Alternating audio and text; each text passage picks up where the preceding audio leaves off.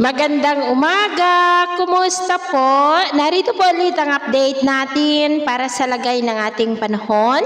Ngayong umaga po ng June 24, 2026. Sa ngayon po ay lumakas na ang habagat at umiihip na sa malaking bahagi ng ating bansa, lalo na sa kanluran na hinahatak ng bagyong Francisco at Higos. Ang bagyong Francisco na nasa silangan na po ng Batanes at taglay na ang lakas ng hangin na umaabot po sa 170 kilometers per hour at nasa layo po ng 275 kilometer east ng Basco, Batanes at kumikilos po ito pataas, pa-north, northeastward at tinutumbok ang Japan. At sa Huwebes po, posibleng makalabas na yan sa Philippine Area of Responsibility. Ang bagyong Higos naman na nasa labas ng PAR ay hindi naman po iyan banta sa ating bansa.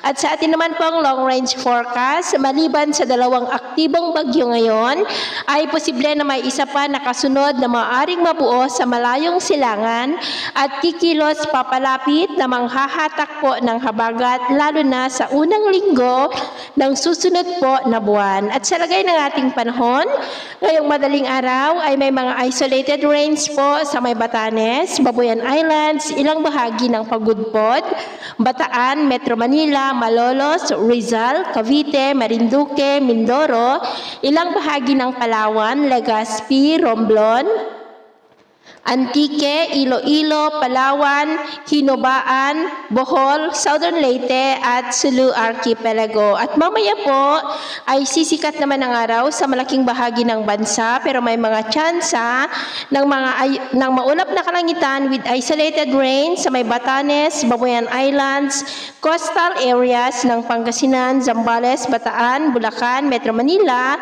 Cavite, Marinduque, ilang bahagi po ng Palawan, Aklan, Southern part ng Negros, Bohol, Leyte, Calbayog, Zamboanga del Sur at Tawi-Tawi. At mamayang hapon, may mga isolated rains pa rin dulot ng habagat lalo na po sa kanluran ng ating bansa at posibleng malalakas na ulan. Kaya mag-ingat po tayo sa mga banta ng mapagbaha at pagguho ng lupa.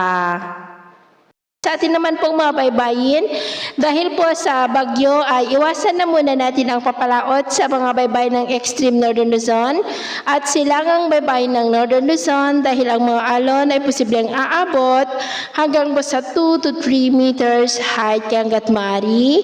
Ay iwasan na po muna natin ang papalaot dyan sa mga may kulay pula para mas makaiwas sa mga sakunang pangkaragatan. So yun po ng latest update natin.